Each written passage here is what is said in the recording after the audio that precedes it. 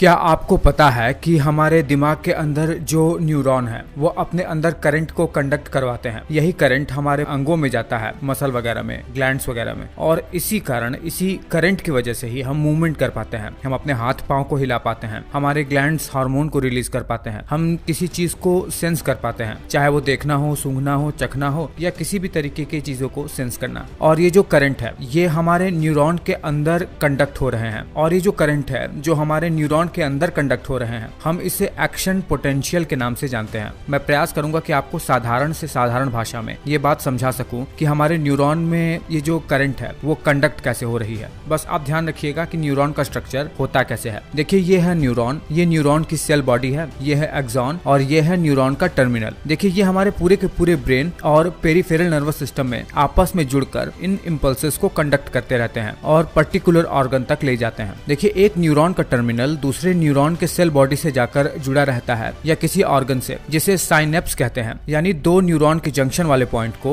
Synapse कहते हैं। आगे वाले न्यूरॉन को प्री साइनेप्टिक न्यूरॉन कहते हैं और पीछे वाले न्यूरॉन को जो दूसरे न्यूरॉन से जुड़ा रहता है उसे पोस्ट साइनेप्टिक न्यूरॉन कहते हैं। आपको बता दें कि दोनों न्यूरॉन के जंक्शन के बीच में थोड़ा सा गैप होता है जिसे साइनेप्टिक क्लेफ्ट कहते हैं। देखिए मान लीजिए किसी स्टिमुलाई की वजह से हमारे न्यूरॉन एक्टिव हो जाते हैं तो जो सबसे पहला एक्शन पोटेंशियल जनरेट होकर हमारे प्री साइनेप्टिक न्यूरॉन पर आता है वो इस प्री साइनेप्टिक न्यूरॉन के टर्मिनल एंड पर मौजूद टेज गेटेड कैल्शियम आयंस को खोल देता है, जिससे कैल्शियम आयन इन न्यूरॉन टर्मिनल्स के एंड पर आकर इसी में भरे हुए न्यूरोट्रांसमीटर के साथ बाइंड हो जाते हैं। ये न्यूरोट्रांसमीटर अब डिफ्यूज होकर इसी साइनेप्टिक क्लेफ्ट पर आ जाते हैं और इस साइनेप्टिक क्लेफ्ट से ये न्यूरोट्रांसमीटर इस पोस्ट साइनेप्टिक न्यूरॉन के ऊपर मौजूद कुछ स्पेसिफिक रिसेप्टर से जाकर बाइंड हो जाता है। जैसे ही ये बाइंड हुआ ये सोडियम चैनल को, जो कि एक प्रोटीन का चैनल होता है, उसे ओपन कर देते हैं, जिससे सोडियम आयंस का इन्फ्लक्स इस पोस्ट साइनेप्टिक न्यूरॉन के अंदर होने लगता है। पर ध्यान रहे सोडियम चैनल्स तभी खुलेंगे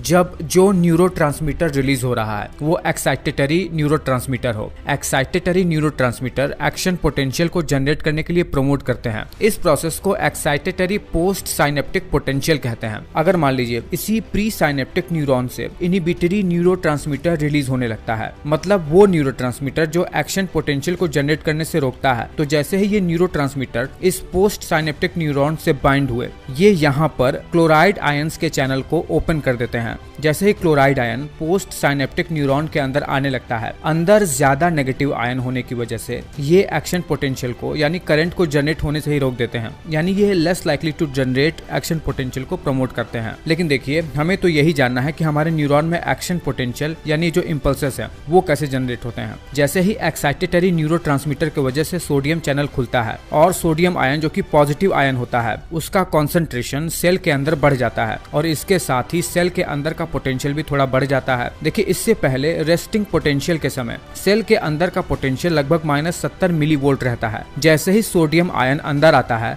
ये -55 मिलीवोल्ट तक हो जाता है और ये -55 मिलीवोल्ट दरअसल एक पॉजिटिव पोटेंशियल जनरेट करने के लिए एक थ्रेशोल्ड पोटेंशियल की तरह होता है। -55 मिलीवोल्ट जैसे ही सेल के अंदर हुआ, यानी जैसे ही थ्रेशोल्ड पोटेंशियल अचीव हुआ, एक्सॉन और एक्सॉन हिलॉक पर मौजूद जो सोडियम चैनल्स होते हैं अब वो भी ओपन हो जाते हैं और न्यूरॉन के एक्सॉन और एक्सॉन हिलॉक पर अब सोडियम ग्रेडियंट बहुत ज्यादा हो जाता है, यानी सेल के अंदर पॉजिटिव चार्ज बहुत ज्यादा हो जाते हैं और सेल के अंदर सोडियम आयन के इन्फ्लक्स को डीपोलराइजेशन कहते हैं। और इसी डीपोलराइजेशन की वजह से सेल के अंदर लगभग 30 मिलीवोल्ट का पॉजिटिव पोटेंशियल जनरेट हो जाता है और अब एक्शन पोटेंशियल जनरेट हो जाता है। देखिए जैसे ही एक्शन पोटेंशियल जनरेट होता है इसी न्यूरॉन के एक्सॉन के मेम्ब्रेन पर अब पोटेशियम चैनल भी ओपन हो जाते हैं, क्योंकि सेल के अंदर पोटेशियम आयन का कंसंट्रेशन ज्यादा होता है रादर देन सेल के बाहर एक्स्ट्रा सेलुलर मैट्रिक्स से, जिसके कारण से अब ये सेल के बाहर निकलना शुरू कर देते हैं और धीरे धीरे सेल के अंदर अब पॉजिटिव चार्ज आयन का कंसंट्रेशन भी कम होने लगता है। और अब इस फेज को जब पोटेशियम बाहर निकलने लगता है सेल के अंदर से तो इसे रीपोलराइजेशन डीपोलराइजेशन कहते हैं। अब सेल के अंदर का पोटेंशियल धीरे धीरे गिरने लगता है। ध्यान रहे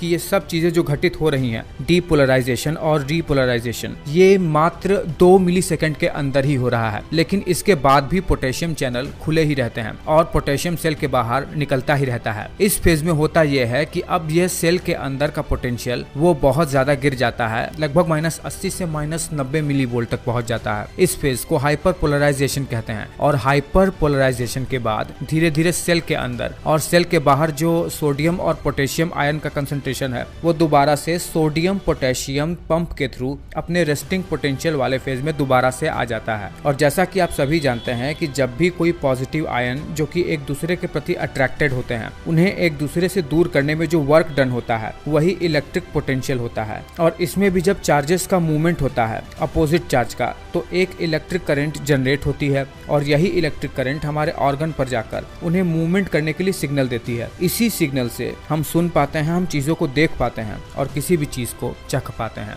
मैं उम्मीद करता हूँ कि एक बहुत ज्यादा इंपॉर्टेंट बात मैं आपको साधारण से साधारण शब्दों में समझा पाने में सक्षम हो पाया हूँ। मैं जानता हूँ कि ये टॉपिक बहुत ही कॉम्प्लेक्स है, पर अगर आप थोड़ा ध्यान देंगे तो आप ये बात आसानी से समझ जाएंगे।